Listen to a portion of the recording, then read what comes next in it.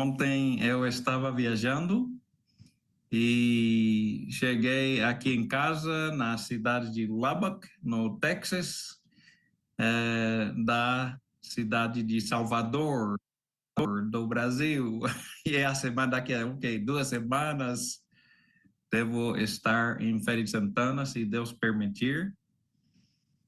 Eu dou graças a Deus pela Escola Bíblica Mundial que está me apoiando nesse trabalho. Eles estão muito bons para este trabalho.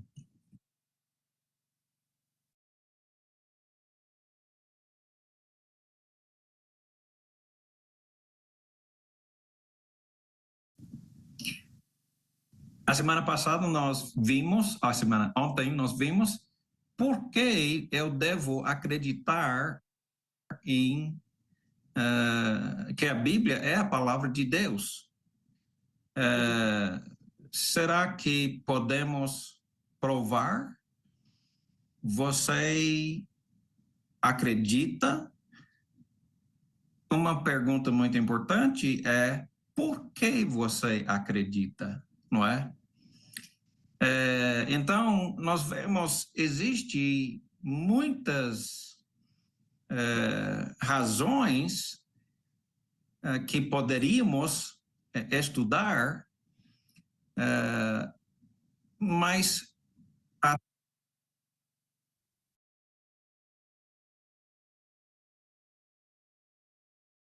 tese é muito difícil de acreditar. Se alguém chegasse para você e perguntasse se você crê em Jesus, que ele nasceu de uma virgem, ressuscitou no terceiro dia, como foi profetizado, que ele é o Messias, ou seja, o Rei Eterno, é um pouco difícil de acreditar, né? É uma história difícil e é por isso que é tão bem provado para nós podermos acreditar. Por que eu devo acreditar? Depois de por que eu devo acreditar, será que eu já estou pronto para ajudar outras pessoas a acreditarem? Em Atos, o Dr. Lucas, é um médico, que escreveu tanto Lucas como Atos, ele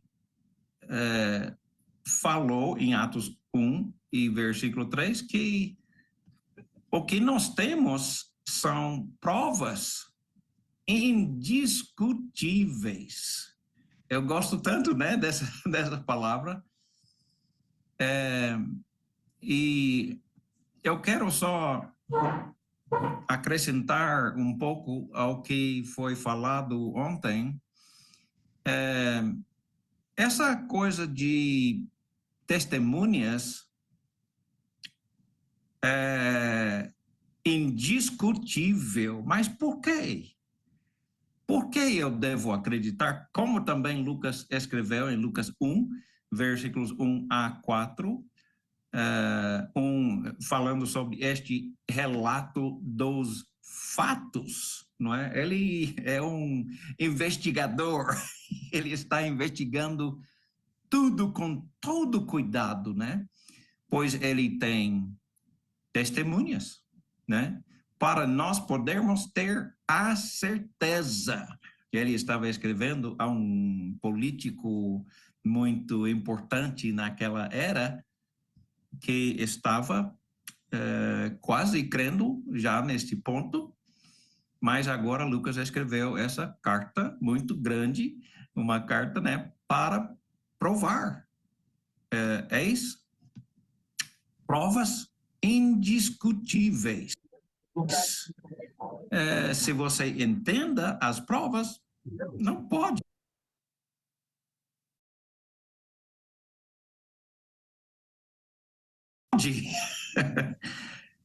não pode discutir, não pode opor, pois a evidência bem na nossa frente.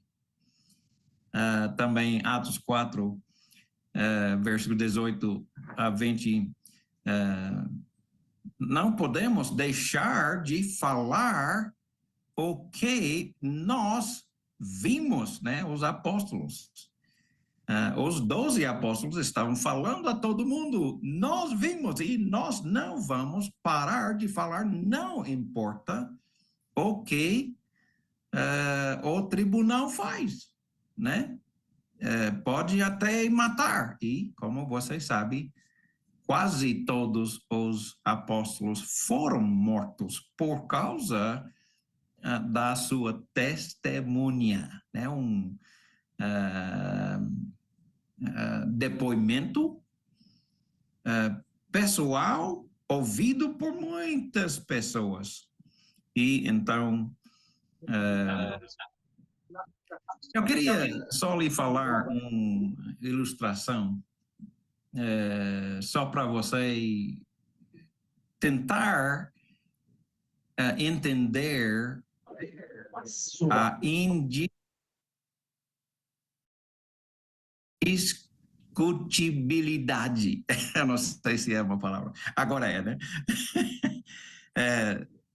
Não pode opor, não pode discutir. Pois veja como nós fazemos lá no tribunal. O juiz chega e o juiz tem que tomar uma decisão. Ele tem que decidir quem está errado, quem está certo, o que é devido à pessoa que está certo e etc. Então, entra no tribunal a primeira testemunha. E a primeira testemunha diz, né, eu estava dirigindo o carro, de repente um carro bateu em mim e eu não fiz nada de mal, eu obedeci à lei, eu não estava passando acima da velocidade permitida, eu fiz de tudo certo e essa pessoa bateu em mim e eu tinha a sinaleira aberta e eles tinham a sinaleira fechada, eu sei porque eu estava lá, não é? Eu vi com os meus olhos que a sinaleira estava aberta para mim e fechado para o outro. Então, quando fazemos um depoimento, anotamos, escrevemos cada palavra, se for possível, não é? Para poder deixar o depoimento de testemunhas oculares para provar, não é? Está escrito num documento. Então, pronto, se você fosse o júri para, né, junto com o advogado, junto com o juiz, tomar a decisão, quem está culpado, pronto, você tem testemunha e agora você tem que decidir quem está certo e quem está errado. Você já tem evidência suficiente para decidir? Uma pessoa, ele estava presente, ele viu com seus olhos que a sinaleira estava aberta para ele testemunhou. Foi escrito, ele falou na frente de ouvintes, ouvindo, testemunhando sobre o depoimento dele, não é? Você agora já está pronto para tomar a decisão? Quem está culpado? Quem está certo? Você já tem evidência suficiente? Provavelmente você vai dizer, não, pois ele mesmo está só falando para sua próprio proveito, não é? Ou seja, ele é um tipo, como é que chamamos, uma pessoa preconceituoso. Ele está só querendo se defender. Pronto. Então vamos fazer o seguinte, para tomar a decisão, né?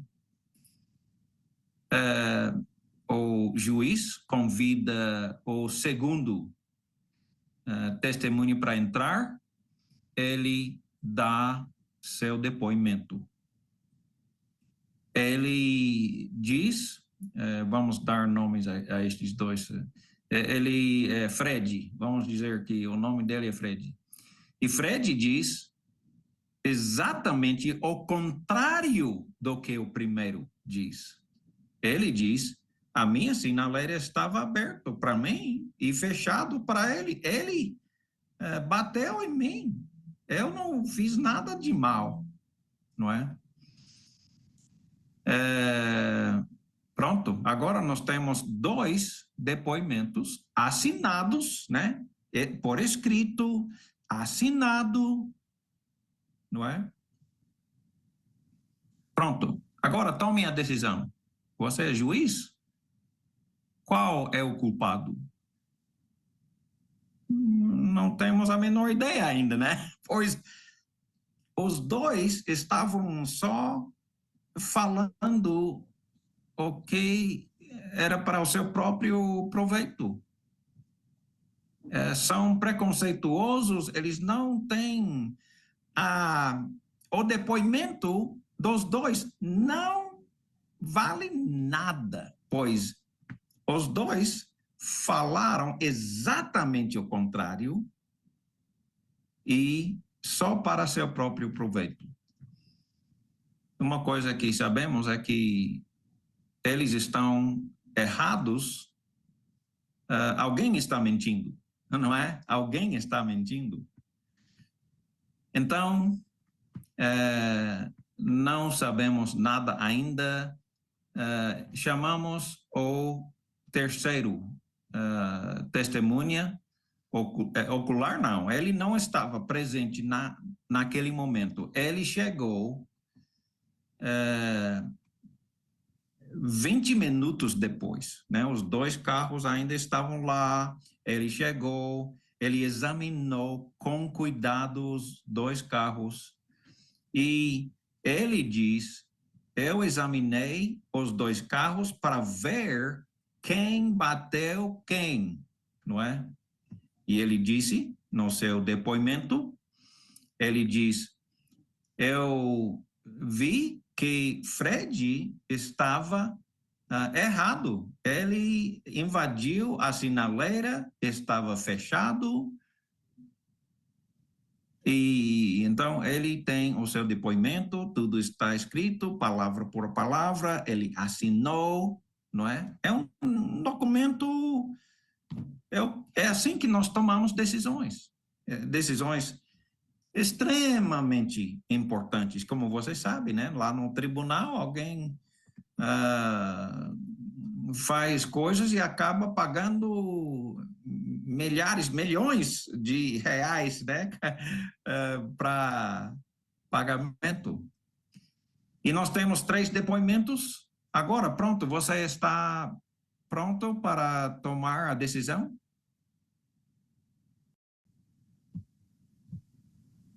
Não sabemos ainda? Bem, sendo júri, você fica dizendo assim ao juiz, nós temos uma noção somente, não temos nada de certeza, estamos implorando por mais testemunhas. Então, o juiz responda: não tem outros testemunhas.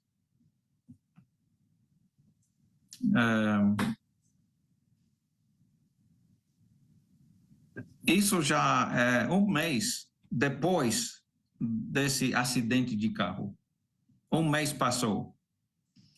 E ouvimos testemunhas de 3 pessoas e temos agora o suficiente para tomar a decisão? E estamos em dúvida, não é? Não tem outros testemunhas. Não, o policial chegou e não tinha ninguém lá que ele achou falando testemunha ocular, né, que viu. Então,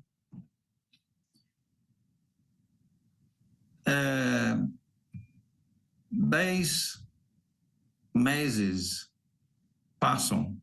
10 meses passam. E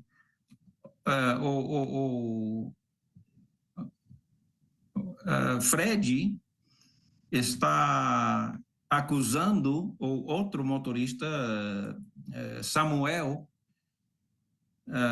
querendo indenização, e ele está insistindo, não é? Então, chega outra hora para conversar com o juiz em tribunal, e agora já são 10 meses depois desse acidente. Pergunta: os fatos mudaram nos 10 meses? O que aconteceu mudou? O tempo destruiu essa possibilidade de decidir? O tempo não muda a verdade.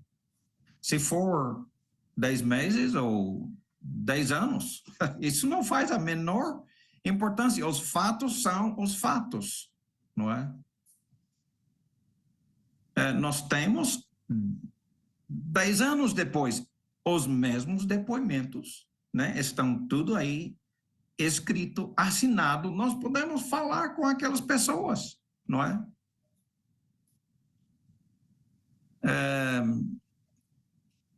Mas alguém diz que existe mais outra evidência.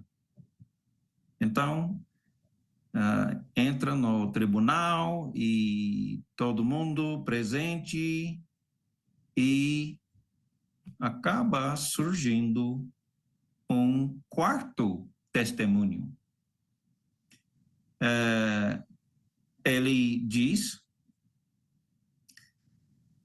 eu estava a 2 quarteirões desse cruzamento onde aconteceu o acidente. 2 quarteirões, meio quilômetro. Então, eu vi a sinaleira que Samuel estava com a sinaleira aberta. Ele tem a razão, ele estava certo. O Fred estava correndo rápido e nem parou na sinaleira fechada, não é? Para ele.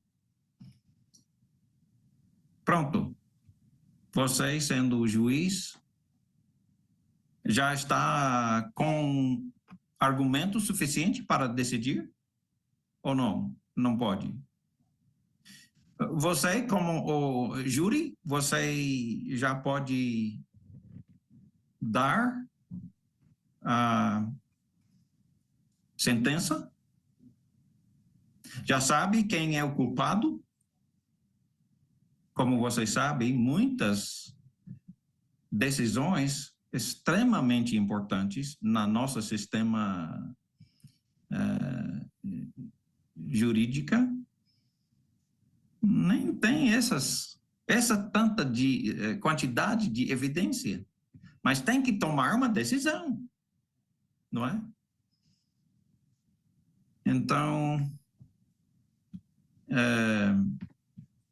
chega o dia para reunir uma última vez para júri dar a decisão para o juiz, quem é o culpado, quem está certo, e entregar a sentença, o que vai pagar, quanto vai indenizar, etc, etc. Então, o juiz tira os documentos, está tudo assinado, relata o que aconteceu e a júri tem aquele papel escrito, inocente, culpado, não é? E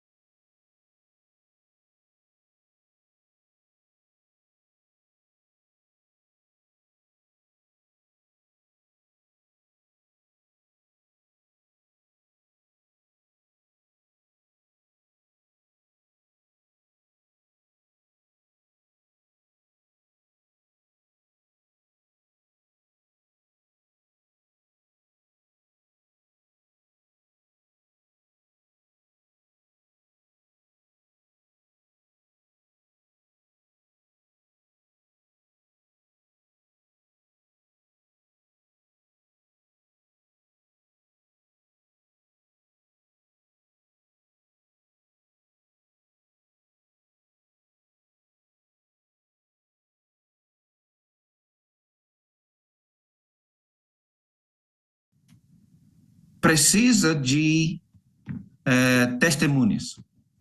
Então, antecipadamente, ele escolhe 12 testemunhas. E ele diz, Pedro, você fica bem aqui, olhando para cá, para você poder, né, ver claramente, na distância certa, na hora exata, Pedro, João, Mateus, colocando cada um para ver o que vai acontecer. Ele diz, é sua responsabilidade, antecipadamente, é sua responsabilidade observar e testemunhar. Depois, você vai com sua evidência, suas provas indiscutíveis, você vai sair e falar o que você viu e ouviu, não é? Então, é bem interessante que estes 12 apóstolos foram saindo e dizendo, agora você viu como nós conseguimos tomar uma decisão com duas testemunhas inválidas e duas testemunhas válidas. E facilmente com duas testemunhas nós tomamos a decisão, não é?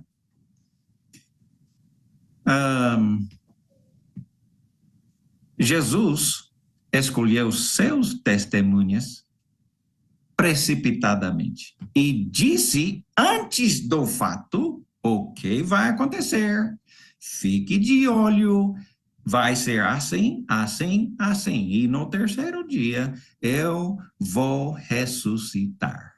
Antes de acontecer, ele falou isso várias vezes para os 12 apóstolos. Depois, eles ficavam olhando, vendo, assistindo, bem na frente dos olhos dele. e viram provas. Quem pode discutir com isso? Nosso sistema jurídico funciona com muito menos evidência. E para nós é suficiente, não é? Durante o Velho e o Novo Testamento, nós vemos que decisões deste tipo, decisões importantes, podem acontecer através de testemunhas de 2 ou 3 testemunhas, não é? Como vemos no Novo Testamento, em Mateus capítulo 18, versículos 15 até 17. Mas eu queria abrir a minha Bíblia aqui em 1 João,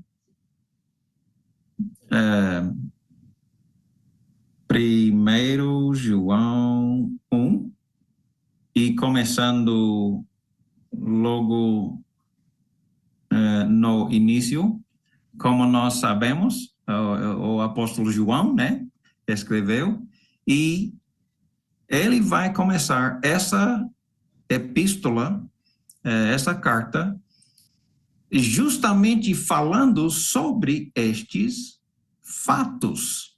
Ele diz, 1 João 1:1, o que era do princípio, o que ouvimos, o que era do princípio, era Jesus. Nós vemos isso em o Evangelho de João, capítulo 1, a palavra, não é? O Logos. Então, Jesus era desde o princípio que ele criou os céus e a terra. 1 João, o Evangelho de João 1 a 3. O que ouvimos em forma coletiva, nós ouvimos, nós, os apóstolos. O que nós ouvimos e vimos são testemunhas oculares e ouviram e o que vimos com os nossos olhos. O que contemplamos não era alguma coisa que ele viu de repente como uma batida de carro, mas contemplamos, nós olhamos e olhamos e olhamos, contemplamos e as nossas mãos apalparam a respeito da palavra da vida, que é Jesus. A vida se manifestou, ou seja, ele se mostrou, né? A vida, Jesus, se mostrou para nós, ou seja, nos escolheu, nos chamou antecipadamente para ser testemunhas dele. Sim, o que vimos e ouvimos, isso proclamamos, para que também tenhais comunhão conosco. E a nossa comunhão é com o Pai e o seu Filho Jesus Cristo. Estes ensinos vos escrevemos para que a nossa alegria seja absolutamente completa. Deus é luz e Deus é luz e devemos andar na luz.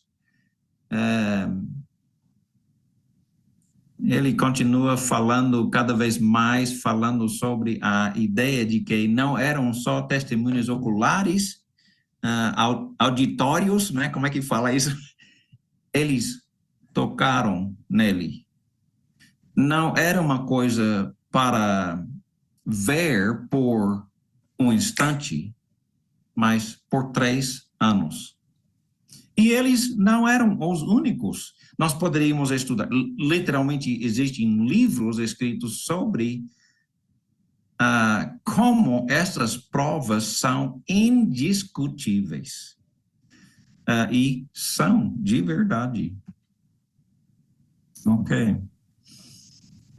Como nós vemos, Jesus se manifestou, segundo Pedro, mesmo dizem, nós estávamos lá, né? Eu vi, nós vimos, nós estávamos vendo, tocando, ouvindo, não é? Vendo os seus milagres, e tudo isso, nós vimos, não é? Essas coisas. E nós estávamos com ele quando a voz de Deus Pai falou, este é meu filho, não é? Nós estávamos naquele monte, nós vimos a sua glória, não é? Então, primeiro, nós temos em nossas mãos documentos escritos pelos próprios testemunhos oculares, não é? Como apóstolo João, não é? E muitos e muitos outros, Pedro e Mateus, né? E os apóstolos. Segundo, milagres, não é?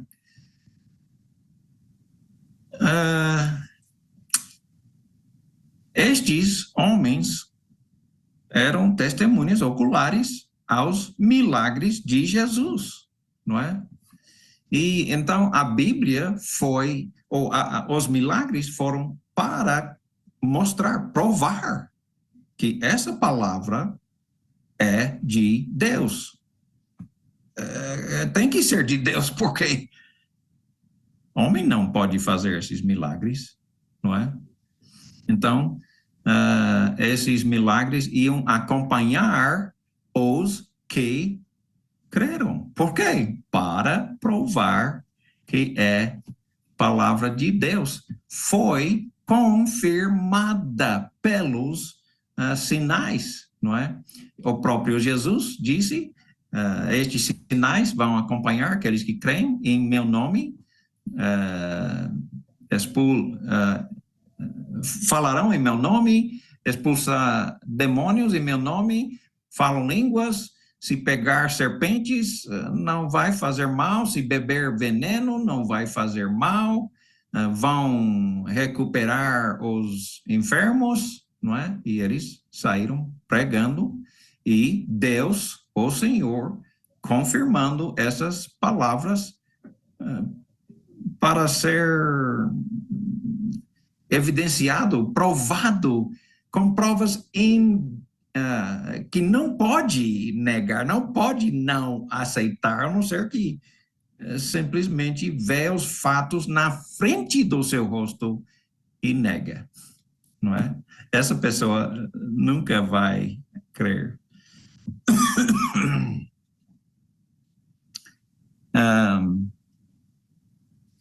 Uma vez que a palavra foi profetizado, nós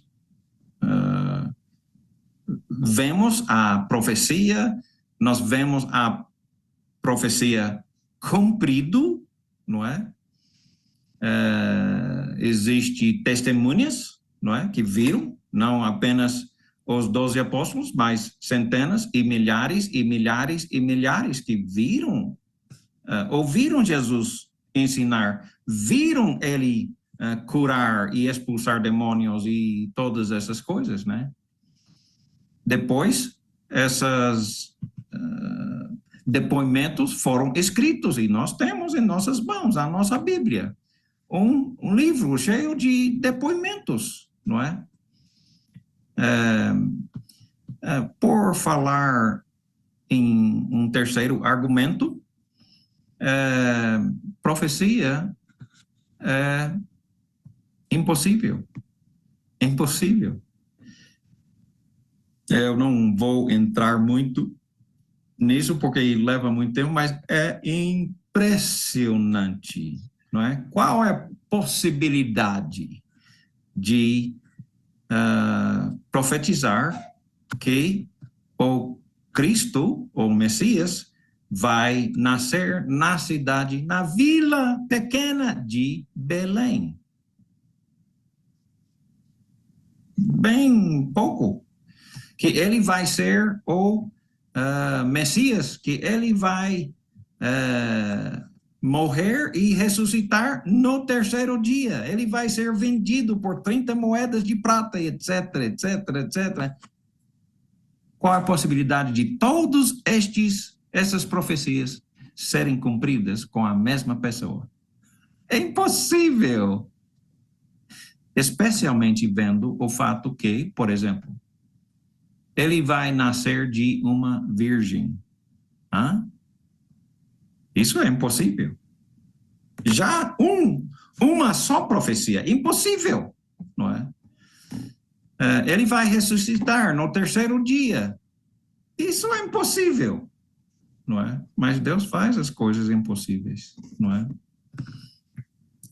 Nós temos a arqueologia. Hoje em dia nós temos muitas, centenas, milhares, milhões de provas de arqueologia. Eu gostaria tanto, né? Eu gosto tanto de ver essas provas que prova que Jesus era realmente uma pessoa histórica, não é? A prova ácida é um pouco mais é impossível, é praticamente impossível, pois a prova ácida não tem nada a ver com ácida, eu sei, eles só deram esse nome, mas a prova ácida é o seguinte, quando João, por exemplo, escreveu, e Mateus, e quando eles escreveram o Evangelho, muitas e muitas, milhares de pessoas que estavam vivos e eram testemunhas. Eles podiam negar ou não negar, não é? E seria bem interessante, né, aprofundar um pouco mais nesse ponto de pessoas que não são cristãos, são os inimigos de Cristo, provaram que Cristo é um homem histórico, que ele ensinou e fez milagres, é incrível, é indiscutível, não dá para não aceitar. Essa segunda lição é sobre por que existe tantas igrejas hoje em dia, né? Nós temos quais as igrejas? Deixe-me ajudar, deixe-me pedir. Talvez você conheça. Eu conheço, né? A Igreja Católica, a Igreja, a Assembleia, a Igreja Batista, sabe? No Brasil, eu não sei se Dalício tem essa lista, ou Luizinho, mas eu entendo que há uma lista de igrejas registradas no Brasil, denominações registradas no Brasil. Vocês sabem quanto, Idalício ou Luizinho, alguém de vocês, por acaso sabe quantas denominações existem no Brasil? É uma lista bem antiga, deve ter uns 20 anos, que é 492 mil. 400, fala de novo. 492 mil. 402 mil. Ok, não é? Agora, eu quero saber por que isso, não é? Por quê? Eu fico pensando, será que essas igrejas são todos iguais? Ou todos diferentes? Não é?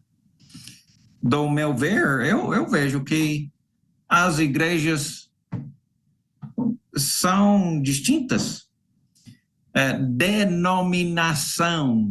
Denominacionalizar significa denominar, dar um nome para distinguir uma da outra, não é? Então, nós temos uma lista de 400 mil igrejas diferentes, com nomes diferentes. Uau! Por quê? Isso é bom? Isso é uma coisa boa ou ruim? Ou é o que deve ser? Ou... Bem, olhe comigo em João, capítulo 17, e vemos o que Jesus pensa sobre isso, não é? Agora, lembre, nesse contexto bíblico, João, capítulo 13, 14, 15, 16 e 17.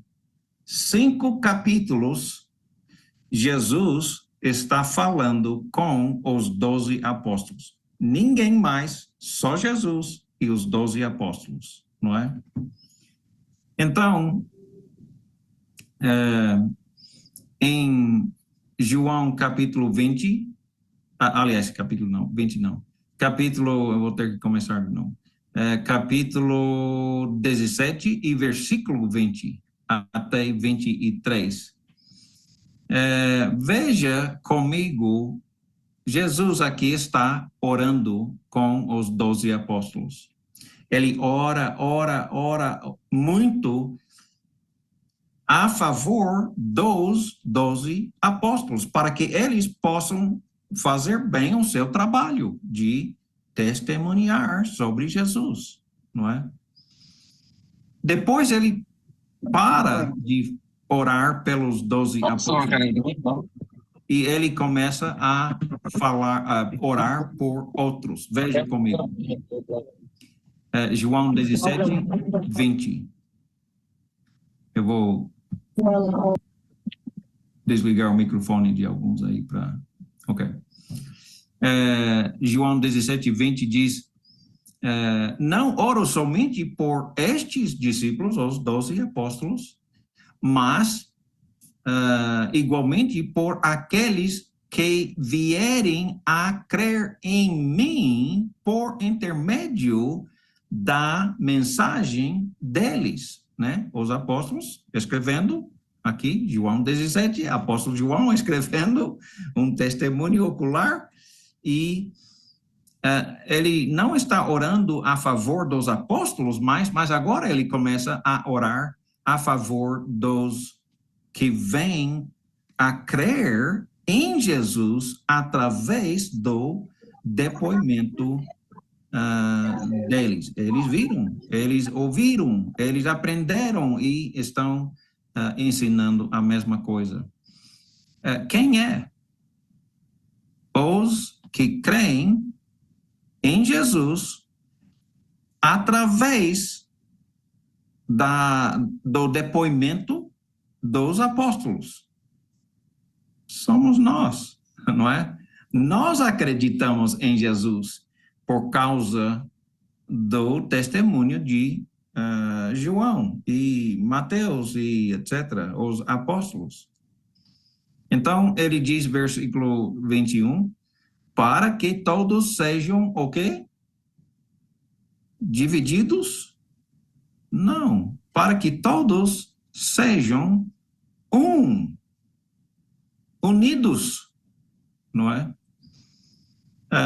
Para que todos sejam Pai, como tu está em mim e eu em ti, que eles também estejam em nós, para que o mundo creia que tu me enviastes, né? Por causa deste testemunho, nós podemos ir falando e crendo e agora ajudando outras pessoas a crer. Eu lhes tenho transferido a glória que me tens dado para que sejam unidos, não é? Para que os que creem em Jesus sejam unidos. Eu creio em Jesus, você não? É claro. É por isso que você está nessa aula, não é? Você creu em Jesus, então nós estamos crendo E Jesus está implorando que todos sejam um.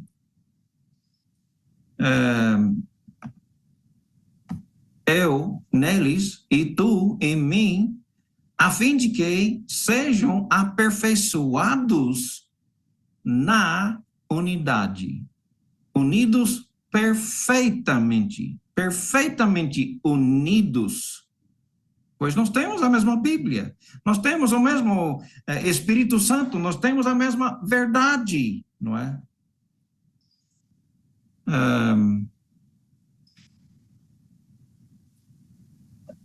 Aperfeiçoado na unidade para que o mundo conheça que tu me enviastes e os amaste, como também amaste a mim. Estamos vendo aqui bem claro, Jesus estava implorando, eu posso só imaginar ele, né, angustiado, preocupado que eles se dividem. Me ajuda. As igrejas na nossa rua, onde nós estamos, aquelas igrejas concordam uma com a outra, têm as mesmas práticas, não usam a mesma Bíblia, não têm o mesmo Senhor Jesus. Como então eles podem ser tão diferentes? Não é?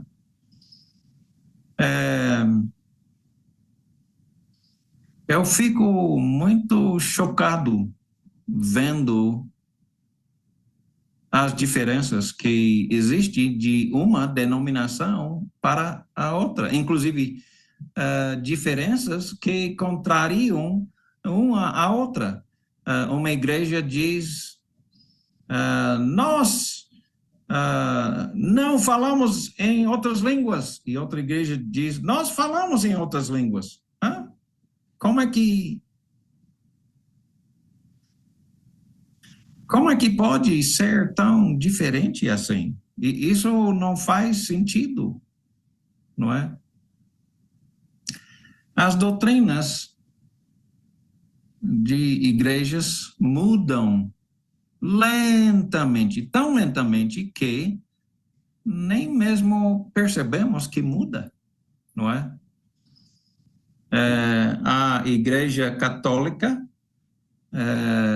nos anos 300 a 600, né, ia mudando, década após década, século após século, e ia mudando, mas as mudanças eram tão lentas que as pessoas nem percebem que está mudando, não é? Agora, nós podemos olhar para trás e ver, né? Hoje nós temos, 400 mil igrejas. Eu não estou entendendo. Como é que isso pode? Com o tempo, as igrejas, a igreja católica começou a afirmar cada vez mais os seus líderes, não é? E com o tempo acabou com um papa, arcebispos, bispos. As igrejas, as denominações de hoje, nós temos, cada igreja tem o seu próprio fundador, não é? Nós vamos para a igreja lá, onde foi? Belém do Pará, e vi a igreja Assembleia de Deus, gigantesca, incrível, e eles estavam me falando sobre essa placa,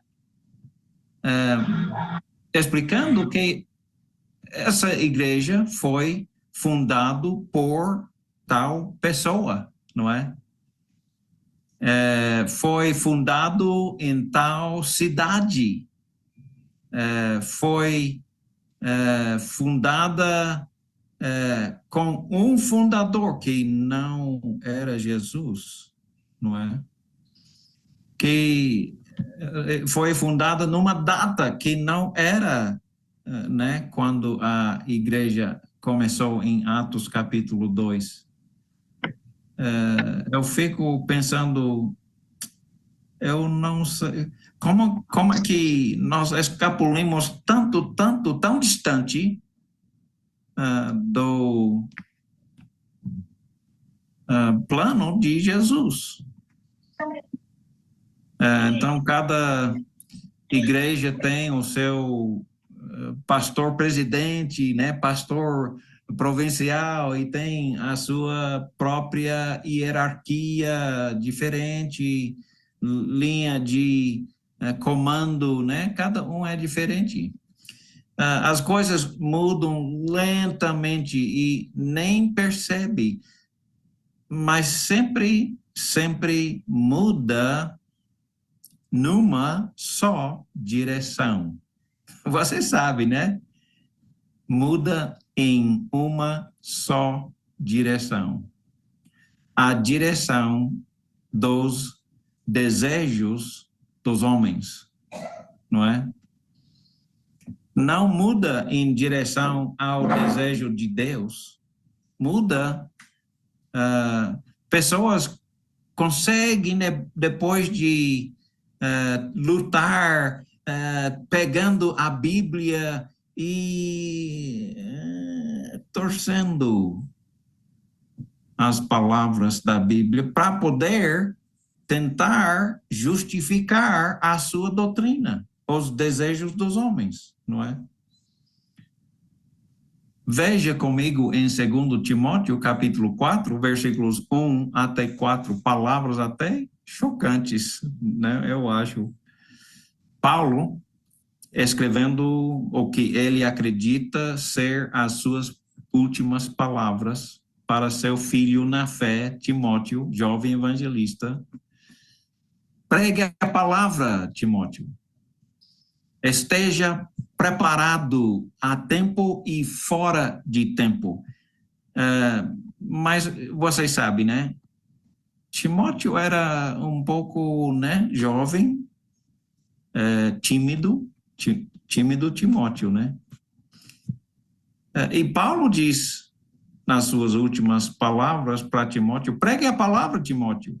Mas como é que eu posso pregar a palavra? Os que estão me contrariando são mais velhos do que eu, e eles não aceitam o que eu falo. Eles dizem, né, que eu sou jovem demais, e eu fico tímido, eu sou Timóteo tímido, não é? E Paulo diz, não, pregue a palavra. Pregue quando eles querem ouvir e preguem quando não querem ouvir, não é? Há tempo e fora de tempo. Timóteo, repreenda.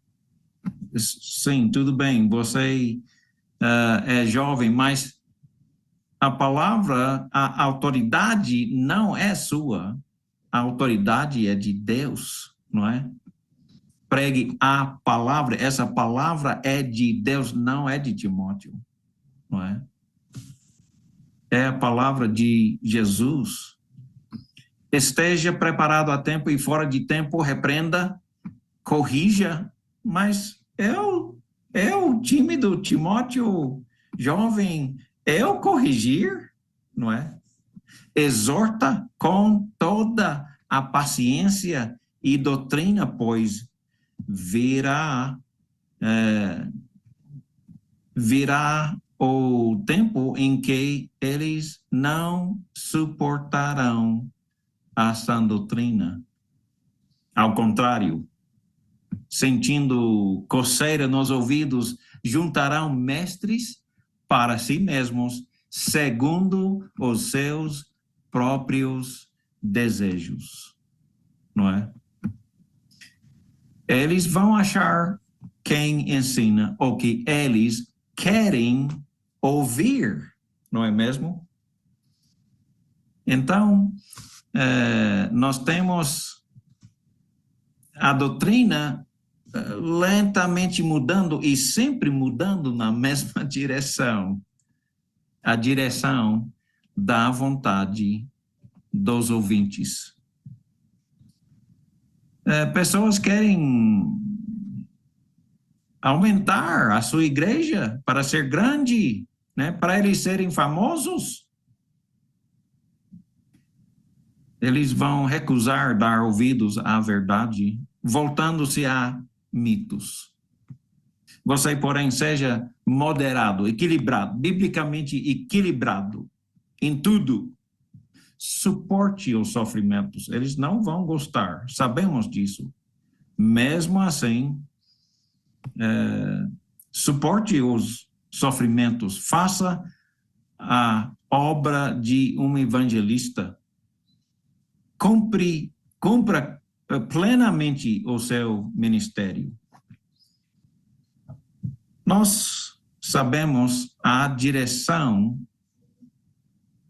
da mudança dessas doutrinas que vamos vendo. Muitas pessoas estão mudando, começando uma igreja porque eles querem ser poderosos. Eu não estou inventando isso.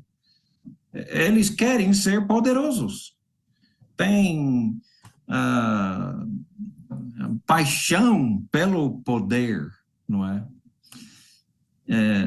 A Bíblia fala especificamente sobre essas pessoas que eram os líderes religiosos do dia em que Jesus estava no seu ministério.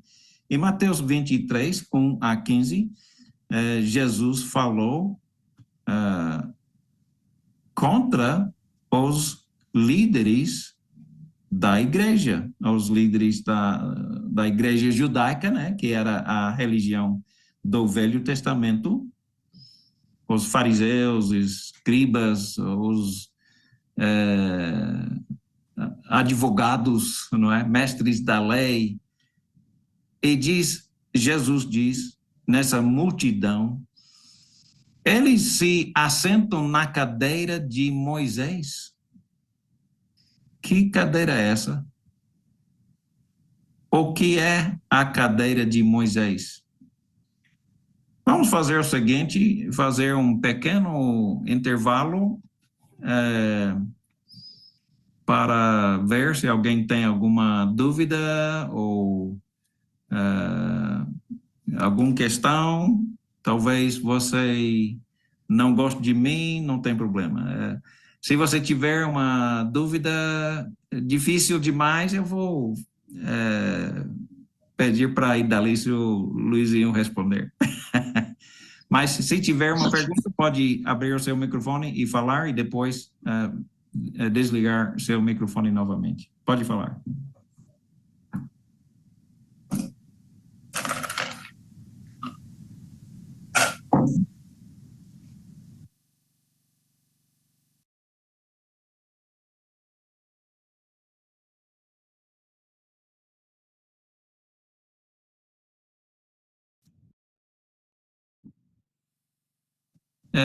Nós vemos que pessoas querem poder. Os fariseus queriam poder. Eles queriam sentar na cadeira de Moisés. Moisés era quem entregou a lei. Ele também era o juiz, não é? O juiz entre o povo. Então, ele é quem mandava, tomava decisões. E estes fariseus, estes líderes da igreja daquele tempo, eles queriam poder, eles queriam ser juiz, eles queriam mandar, eles criaram centenas de leis e mudanças que Deus não deu, não é? Isso é inaceitável, criar leis, exigir coisas que Deus não exige, ou até deixar de exigir o que Deus exige, não é? Eles também eram hipócritas, simplesmente fingiam ser seguidores de Deus. Não eram. Um hipócrita é um fingidor, né? Falso profeta, fingindo ser profeta e não era profeta. Fingindo ser seguidor, mas não era seguidor. Ou seja, em público, eles faziam muitas coisas boas, em particular, escondidinho, não eram assim, não é? Versículo 3 diz, pois não praticam o que pregam. Eles atam fardos pesados, não estão dispostos a levantar um só dedo para movê-los. Ou seja, exigia do povo, faça isso, faça aquilo. Eles não ajudavam em nada em as pessoas cumprirem ou eles mesmos cumprirem. Eles não cumpriam, eles pregavam e não praticavam, não é? Muitos querem honra. Muitas igrejas existem hoje em dia por ambição de honra, poder e honra. Versículo 5, tudo que eles fazem é para serem vistos pelos homens, não é? Eles usam roupas especiais para serem distinguidos entre os outros, não é? Eles fazem seus falactérios bem longos e as franjas dos seus vestes bem longas. Eles gostam de atenção, de honra, de impressionar as pessoas, não é? Eles gostam de lugares de honra, nos banquetes, no assento, nós vemos às vezes umas cadeiras lá na frente, só para os, né, os importantes, ou pastor, ou sei lá, não é? Jesus gostou dessa ideia. Eles gostam de lugares de honra nos banquetes e dos assentos mais importantes nas sinagogas ou as igrejas do Velho Testamento. Eles gostam. Jesus, não. Eles gostam. Nós temos a prática, a tradição, né, de colocar pessoas lá na... Desculpa, mas Jesus não aceita fazer isso, não é? Muitas pessoas usam nomes especiais, roupas especiais para ser distinguido, exaltado, nomes especiais para serem exaltados, para se exaltarem, não é? Versículo 7. Eles gostam de ser saudados na praça. Oi, Rabi! Não é? Que é professor, não é? Mas Jesus diz bem claro, mas vocês não devem fazer isso. Um só é seu mestre e vocês, ok? E vocês todos são irmãos. Todos vocês são irmãos. Uau! Isso é um pouco chocante. Nós não praticamos isso nas igrejas de hoje, não é? Nós exaltamos uns e outros. E Jesus diz, não deve usar pastor, né? Reverendo, não é? Papa, ou seja, pai, padre, ou seja, pai, não é? A ninguém na terra chamem pai, né? Painho, papa, padre. Não faça isso. Jesus diz, não faça isso. não deixar eles te chamar nomes especiais para você ser exaltado, e você não não pede para eles te chamar nomes dessa maneira. A ninguém na terra chamem pai. Isso Jesus está falando, um mandamento, e nós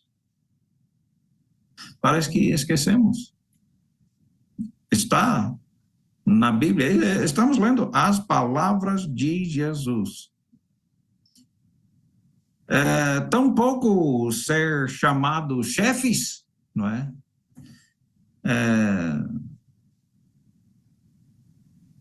Muitas pessoas gostam de ser o maior entre vocês, mas quem é o maior deve ser o seu servo, Jesus diz.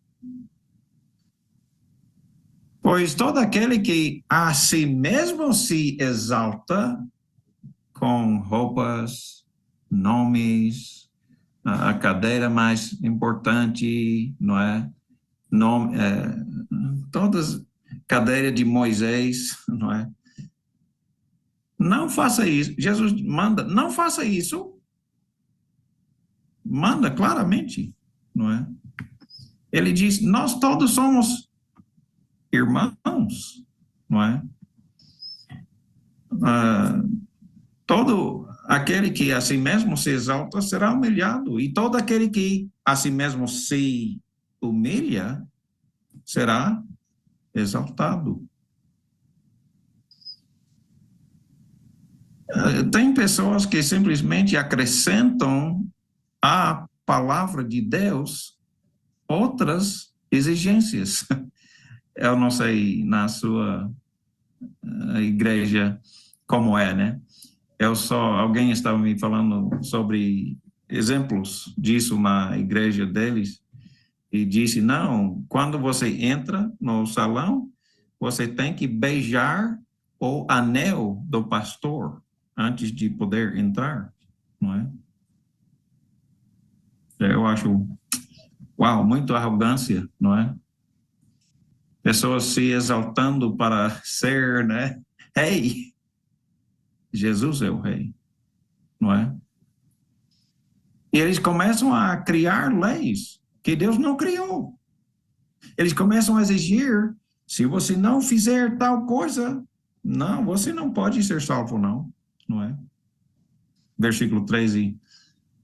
Vocês fecham o reino dos céus diante dos homens, ou seja, criando essas leis que Deus não criou, e vocês estão exigindo, se você não fizer tal coisa, você não pode ser salvo, não é?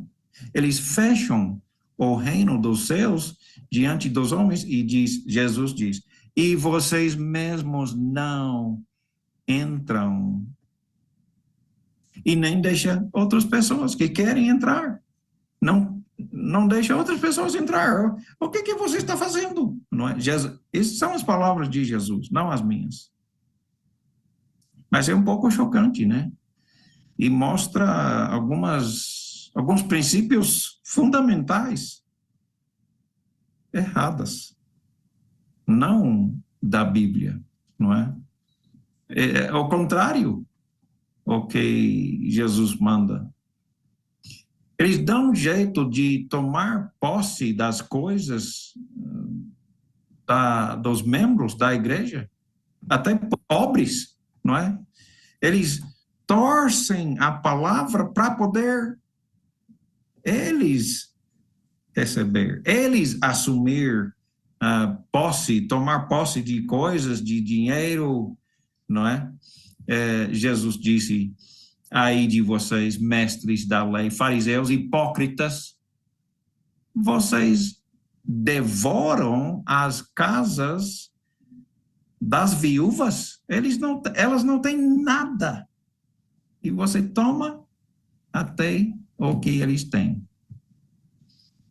E para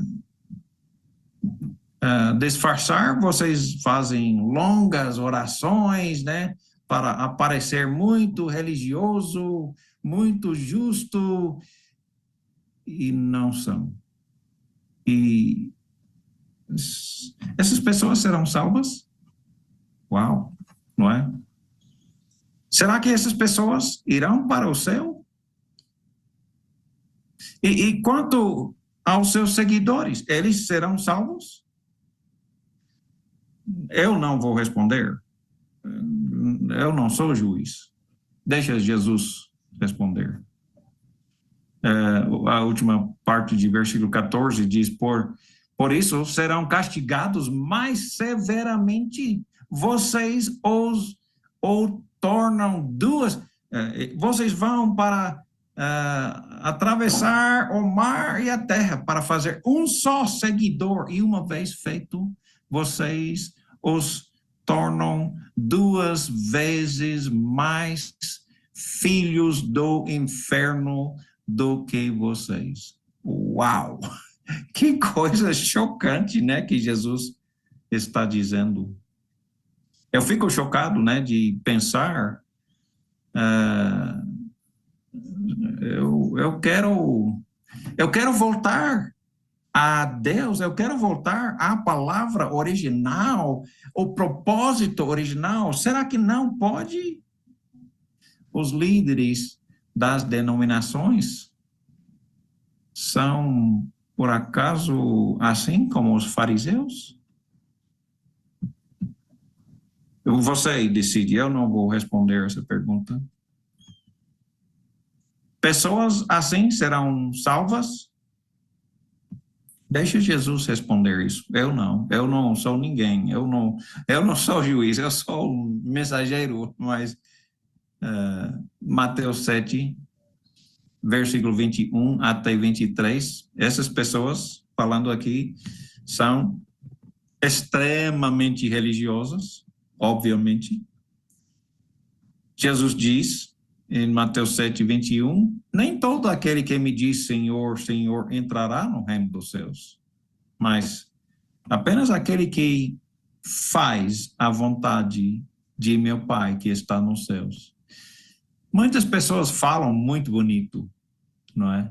Você conhece essas pessoas, eu conheço muitas pessoas assim, orgulhosos, arrogantes. Eles chamam Jesus de Senhor, Senhor, e Jesus, neste contexto, está mostrando a diferença entre um profeta de Deus e um falso profeta. Você não entendeu? Clicar aqui, ó, ativar o áudio. Jesus está dizendo, isso não significa que eles serão salvos, não é? Então, Jesus continua, em versículo 22, muitos me dirão naquele dia, no dia do juízo, Senhor, Senhor, eles chamam Jesus de Senhor. Eles creem que Jesus é Senhor. E é o dia do juízo, é a cena do julgamento.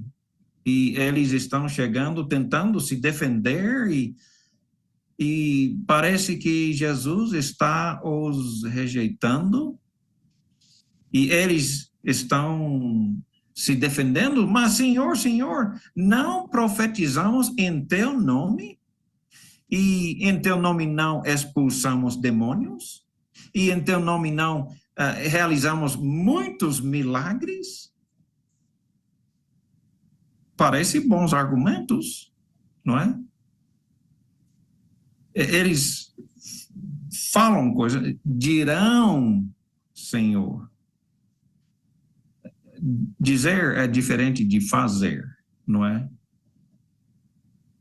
Então Jesus vai dizer claramente para eles, nunca os conheci. Afastem-se de mim, vocês que praticam o mal. Uau! Chocante. Muitas pessoas, no dia do juízo, que sabem que serão salvos, não serão salvos, não é? Eles são hipócritas, são falsos, parecem verdadeiros, não é? mas não são verdadeiros. Uau, essa passagem sempre me incomodou bastante, né? Muitos querem riquezas, eles querem começar igrejas, denominações, como um negócio. Você já sabe disso, né? Você já pode explicar como é. E é justamente o que o apóstolo Pedro profetizou. Ele disse que falsos profetas, falsos mestres introduzirão secretamente heresias destruidoras. Heresias, mentiras, não é? Não concordando com o que Deus fala. E não são heresias inofensivas, são heresias destruidoras. Destruidoras. As pessoas não serão salvas, não é? Muitos seguirão, por causa deles, será difamado o caminho da verdade, não é? Pessoas vão, eles pensam que são salvos, não é? Defamando a igreja de Cristo, não é? A igreja, Jesus diz, sobre essa pedra edificarei a minha igreja. E por causa desses falsos profetas, pessoas vão falar mal do caminho da verdade. Eles, na sua cobiça, os explorarão com histórias que eles inventaram. A sua condenação, a sua destruição não está dormindo, está vindo. A sua condenação, a sua destruição está para vir. Estes exploradores, falsos profetas, serão salvos? Porque parece, não, de jeito nenhum, não é? De jeito nenhum. Houve uns décadas atrás, em Brasília, eu acho que foi em Brasília, eles fizeram uma marcha, um evento muito grande, envolvendo milhares e milhares e milhares de pessoas. E logo no início tinha este banner dizendo: o show tem que parar, não é? O show tem que parar. E é por isso que eles fizeram. É o seguinte: eles percebem que para fazer uma igreja ser muito rica, eles vão ter que atrair as pessoas, fazendo o que o povo quer, não é? Criando um show. Um show que todo mundo ia gostar. Todo mundo ia gostar. É divertido. É música bem alto. Uma banda profissional e cantores muito bonito. E quem não vai querer ir para isso, não é? É um show. Então essas pessoas estavam fazendo essa marcha para dizer: chega com essa estratégia de agradar o povo. Venha, nós vamos fazer uma música incrível e nós vamos curar os doentes. Se você for doente, nós vamos te curar, e se você for pobre, nós vamos enriquecer você, e todos os seus sonhos do seu coração serão cumpridos. Eles falam o que o povo quer. Eles praticam o que o povo quer. Não estão importando com o que Deus quer.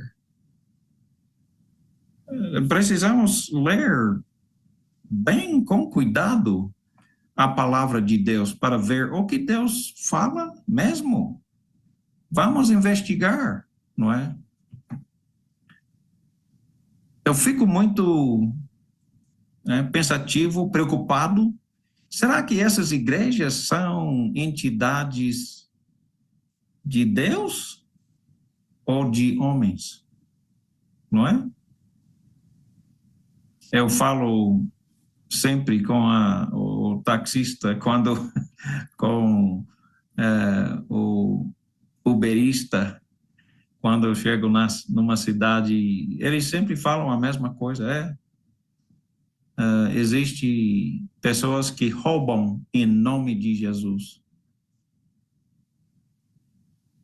para enriquecer os riquíssimos, tomam dinheiro dos mais pobres para enriquecer os ricos, riquíssimos, não é?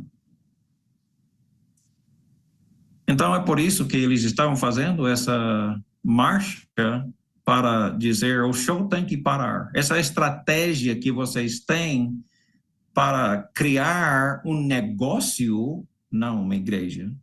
Eles não têm, eles chamam de igreja, né? Mas para eles é um negócio. E eu fico pensando, preocupado, será que nós estamos vendo uma igreja de Deus ou algumas, por acaso, são de homens, humanas, igrejas de homens? Amanhã nós vamos começar com esse estudo sobre os ventos de doutrinas, de Efésios capítulo 4. Vai ser muito interessante, bem interessante, o que a Bíblia diz, não é? Talvez você teria interesse em ver o que o apóstolo Paulo fala sobre estes ventos de doutrina e a unidade que existe ou precisamos em nossas vidas.